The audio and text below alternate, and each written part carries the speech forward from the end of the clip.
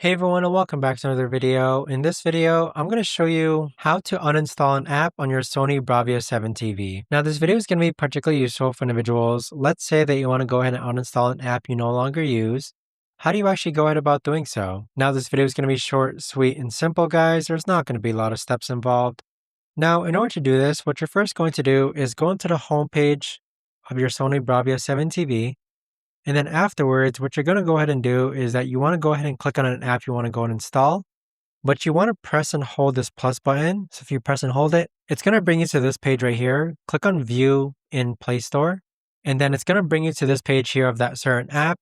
Click on uninstall and it should go ahead and uninstall. But there you have it guys. That right there is the best and easiest way that I know of to actually go ahead and uninstall an app on your Sony Bravia 7 TV. If you guys know of a better or easier way to actually do this, let me know in the comments down below.